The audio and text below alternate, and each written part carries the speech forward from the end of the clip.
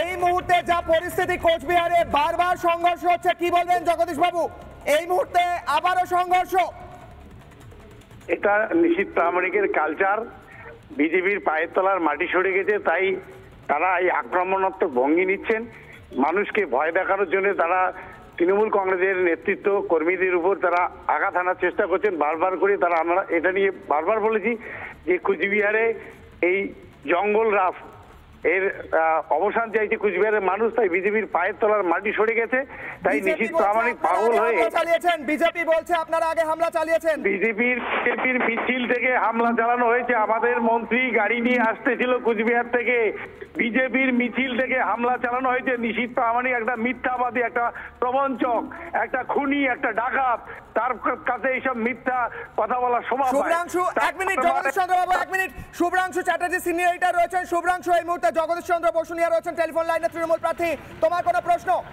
তুমি রয়েছো স্পটে।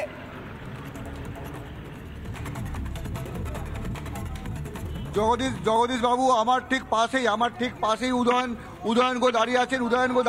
উদয়ন গো অভিযোগ করছেন তার গাড়ির উপর হামলা। যেটা ঘটনা হয়েছে একটু আগে, যেখানে হামলা হয়েছে সেখানে নিশীথ প্রামাণিকের দাবি তৃণমূল হামলা করে তাদের উপর। আপনি কি বলছেন? এটা মূর্খের মতো কথা। নিশীথ প্রামাণিকের লোকেরা জগদীশ বাবু শুনতে পাচ্ছেন? হ্যাঁ, শুনতে পাচ্ছি যে নিশীথ প্রামাণিকের লোকেরাই আমাদের মন্ত্রীর গাড়ির উপর হামলা করে তৃণমূলের ঘাড়ে দোষ চাপানোর চেষ্টা করছে। আজকে দিনাটায় মহামিছিল হয়েছে এবং সেই মিছিল দেখে বিজেপির মাথা গরম হয়ে গেছে, তাই তারা আজকে তৃণমূল কংগ্রেসের নেতৃত্বের গায়ে হাত দেওয়ার চেষ্টা করছেন। এটা ধিক্কার জানাই এই ধরনের নোংরামি রাজনীতিকে। জগদীশ বাবু, এই মুহূর্তে নিশীথ প্রামাণিক রয়েছেন আমাদের সঙ্গে। নিশীথ বাবু, আপনাকে সরাসরি অভিযোগ করছেন জগদীশ চন্দ্র বসুনিয়া, আপনি কি বলবেন? এবং প্রথম কথা বলবো যে আমাদের যেখানে নির্ধারিত প্রোগ্রাম ছিল এবং আমাদের যেখানে র্যালি হচ্ছে, মিছিল হচ্ছে, সেই মিছিলের মাঝখানে কি করে কনভয়টা ঢুকলো? প্রথম কথা, এখানে পুলিশ কি করে পারমিশনে একসঙ্গে দুজনকে বারবার পুলিশের ল্যাক হচ্ছে। পুলিশ চাইছে যে দুজন মুখোমুখি হোক এবং একটা সংঘর্ষ হোক। জগদীশ বাবু, এক মিনিট। নিশীথ বাবু, জগদীশ বাবু, পুলিশ চাইছে আপনারা মুখোমুখি হন। আপনাদের কথা বলতে আমি কারোর সাথে তর্ক করলে কি রাস্তা দিয়ে কোনো লোক যেতে পারবে না? ওরা মিছিল করলে কি রাস্তা দিয়ে কোনো লোক যেতে পারবে না? রাস্তাটা কি ওরা সম্পূর্ণটা বন্ধ যে সেখানে কেউ যেতে পারবে না, আর তাদের মিছিলের পাশ দিয়ে লোক গেলে তাদের উপর আক্রমণ করতে হবে? এটা কোন ধরনের সংস্কৃতি? নিশীথ বাবু, উত্তর। কোন ধরনের নোংরামি? দেখুন, প্রথম কথা বলবো যে মিছিলের পাস করে দেওয়ার দায়িত্বটা পুলিশের, আর পুলিশ যদি সেটাতে ব্যর্থ হয়ে থাকে তাহলে সম্পূর্ণ দোষ এখানে পুলিশের।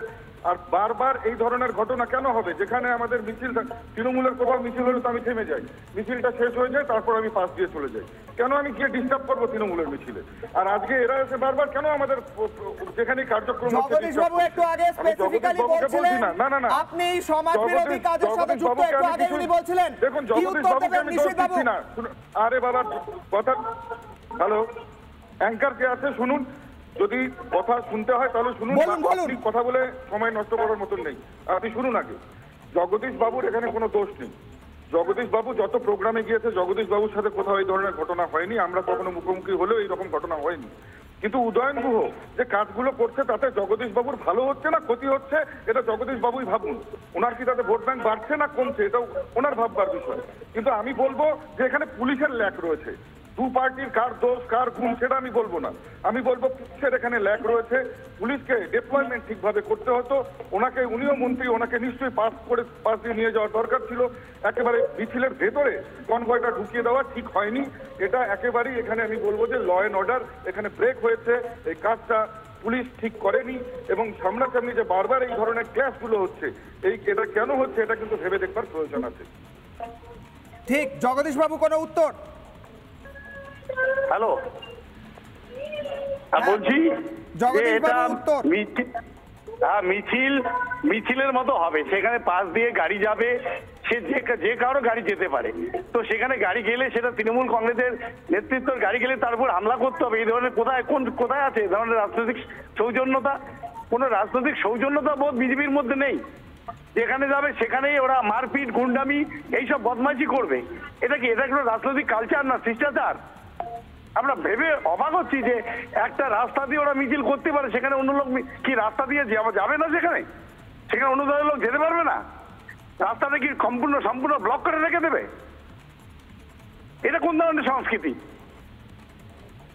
নিশীথ বাবু বলছেন আপনারা রাস্তা দিয়ে যাওয়ার সময় অশান্তি সৃষ্টি করছেন। আবারও বলছি মিছিলে দেখুন, আবারও বলছি মিছিলের পাশ দিয়ে যদি শান্তিপূর্ণভাবে চলে যেতেন তাহলে কোনো বিষয় ছিল না।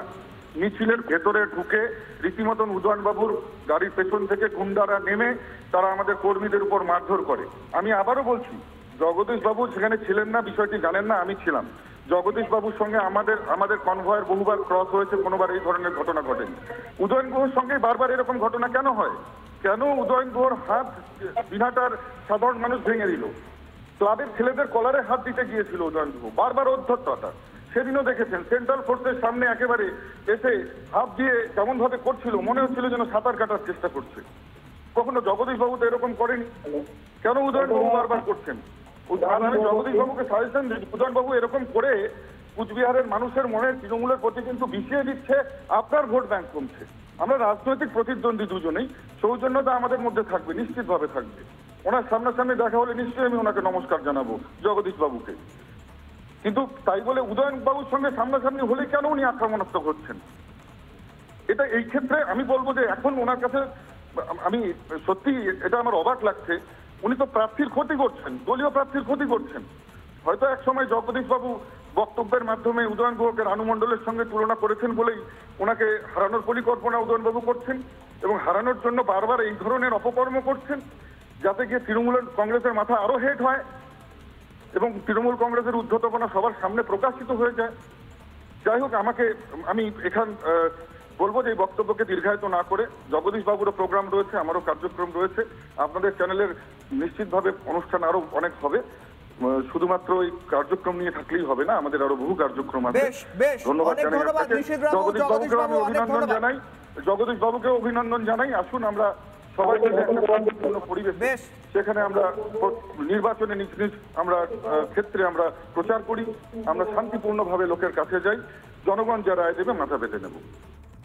বেশ, অনেক ধন্যবাদ নিশীথ বাবু। জগদীশ বাবু, এই মুহূর্তে শুভ্রাংশুর কাছে ফিরবো, তারপর ফিরবো আলোচনায় স্টুডিওতে। শুভ্রাংশু, এই মুহূর্তে নিশীথ বাবু এবং জগদীশ বাবু দুজনেই ছিলেন আমাদের সঙ্গে। দুজনেই শেষে বললেন যে আমরা চাই শান্তিপূর্ণভাবে যেন এই প্রচার হোক, কিন্তু পরিস্থিতি কি সেরকম?